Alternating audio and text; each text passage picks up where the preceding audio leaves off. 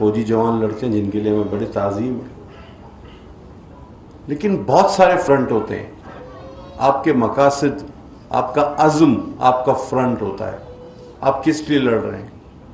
کوئی اپنے نظریے کے لیے لڑ رہا ہوتا ہے، کوئی ڈیموکریسی کے لیے لڑ رہا ہوتا ہے، کوئی کسی اور بیماری کے خلاف لڑ رہا ہوتا ہے. وہ یہ سارے محاذ ہیں، اور ہم جن لوگوں کی بات کر رہے ہیں یہ اس محاذ کے شہید ہیں جو قوم کو معذوری سے بچانا چاہتے تھے. اب کتنا بڑا محاذ ہے کہ وہ خود کو نہیں، اپنے آپ کو نہیں، اپنے کسی ذاتی فائدے کے لیے نہیں، لیکن اس قوم کو معذوری سے، اس قوم کے بچوں کو معذوری سے بچانے کے لیے لڑ رہے ہیں. یہ وہ 54 افراد ہیں جن کو آج ہم پولیو کے عالمی دن پہ خراج تحسین پیش کرنے یہاں اکٹھے ہوئے ہیں، آپ سب کے سامنے، آپ سب کے ساتھ.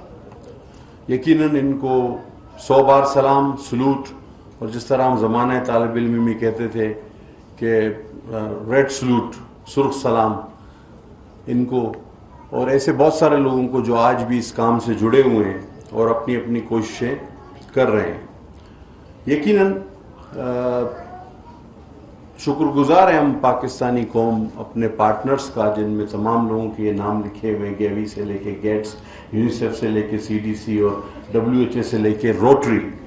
یہ سارے لوگ ہمارے ساتھ اگر نہ ہوتے تو شاید ہم منزل کے اتنے قریب نہ پہنچتے. آج پاکستان کے 20 کیسز رپورٹ ضرور ہو رہے ہیں، لیکن گزشتہ ہفتے شاید آپ میں سے کافی لوگوں کے علم میں ہو کہ 2 اہم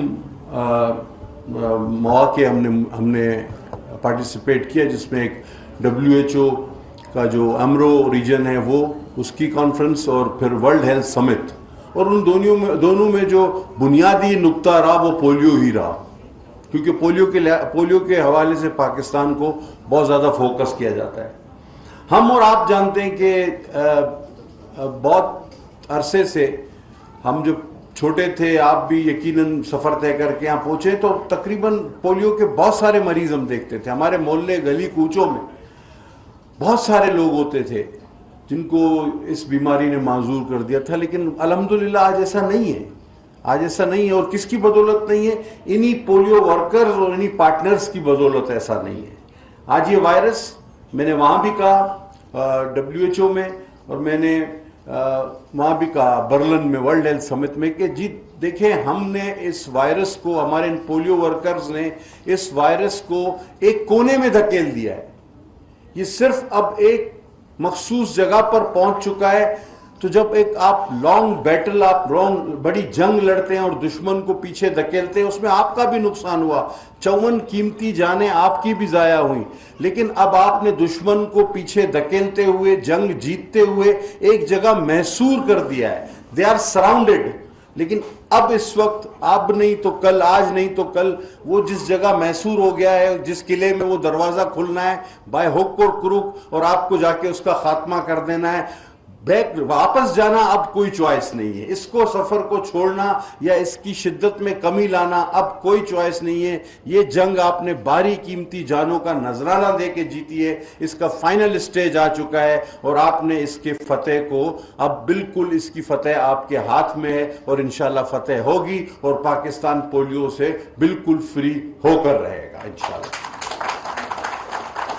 ہمارے وسائل محدود ہیں، میں جانتا ہوں، ہمارے مشکلات ہیں ہمارے لیے، آپ سب بھی جانتے ہیں، اور بالخصوص ان علاقوں میں جن علاقوں میں پولیو کا وائرس پایا جاتا ہے، نارتھ وزیرستان، ٹانگ، اس جگہ جا کر بھی دیکھا ہے، کافی مشکلات ہیں.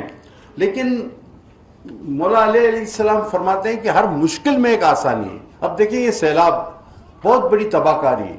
ہمارا 33% لوگ ہمارے افیکٹ ہو گئے، ہمارے 84 ڈسٹرکٹ متاثر ہوئے، 64 کی تو سارے فیسلٹیز بہ گئیں. لیکن پھر میں کہوں گا مولا کے قول کو کہ ہر مشکل میں ایک آسانی تلاش کرو. ہم نے کیا کیا کہ سارے ہمارے دوستوں نے یہ اسٹریٹجی بنائی کہ چلیں یہ ڈسلوکیٹ جو لوگ ہیں یہ کیمپوں میں تو ہیں، چلیں ان کو ان کیمپس پہ قطرے پلا دیتے. ہو سکتا ہے جتنے ان ڈسلوکیٹ کے لوگوں کو ہم کیمپس پہ قطرے پلانے میں کامیاب ہوئے، شاید یہ ہم 10-12 مہم میں بھی نہیں کر پاتے. تو اس مشکل میں ہمیں ایک آسانی مل گئی. تو ہمیں ہر مشکل میں ایک آسانی تلاش کرنی چاہیے، اور ہم وہ کرتے رہیں گے انشاءاللہ تعالی.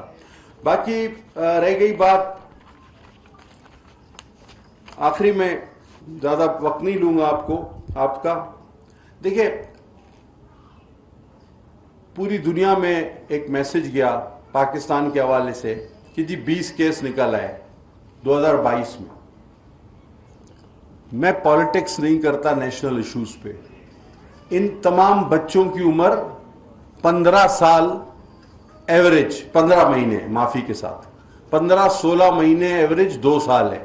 یعنی ان کو آج سے 2 سال پہلے قطرے پلائے جانے چاہیے تھے، جو شاید ہم ان تک نہیں پہنچ سکے، شاید ہمارے ورکرز ان تک نہیں پہنچ سکے.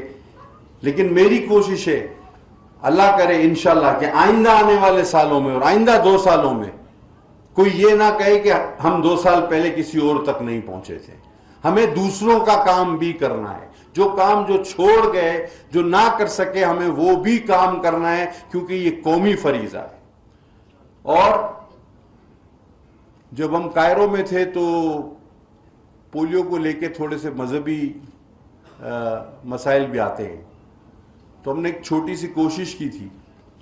شہزاد بیگ میرے ساتھ تھے وہاں کائرو میں، سوری عامر اکرام صاحب تھے. تو میں نے شیخ الازہر سے ملاقات کی خواہش کی. تھوڑا سا مشکل کام ہوتا ہے لیکن ان کی مہربانی، انہوں نے مجھے ٹائم دیا اور میں نے ان شیخ الازہر صاحب سے ریکویسٹ کی. جامعہ ازہر کے شیخ الازہر صاحب، ان کی حیثیت، اہمیت، افادیت جو شخص سمجھ سکتا ہے وہی سمجھتا ہے. وہ مسلم دنیا کا آکسفورڈ ہے. تو میں نے ان سے کہا کہ شیخ صاحب جب لوگ پولیو کو روکتے ہیں اور مذہبی چیزوں کو استعمال کرتے ہیں تو عام طور پہ اس طرح ہوتا نہیں. انہوں نے اسی دن ایک شارٹ فتویٰ جاری کیا میری ریکویسٹ پہ، اور یہ پہلی بار ہوا ہے. اور اس کے بعد دوسرے دن ایک ڈیٹیل فتویٰ جاری کیا کہ پولیو کے قطرے پلانا اسلامک ڈیوٹی ہے. یہ شیخ الازہر کا فتویٰ ہے جو رہتی دنیا تک پورے مسلمانوں کے لیے کام آئے گا انشاءاللہ. اور اس کو تمام فورمز پہ اپریشیٹ بھی کیا گیا اور ہماری کوشش رنگ لے آئی، اور انہوں نے ایک تحریری فتویٰ بھی جاری کر دیا جو کہ آج ہمارے پاس ہے. اور جب میں برلن گیا تو مجھے جو بھی حسنہ بی بی آپ نے خطاب کیا، مجھے ولنسکی صاحبہ سے بھی ملاقات کا موقع ملا، ان کو بھی پتا تھا یہ بات.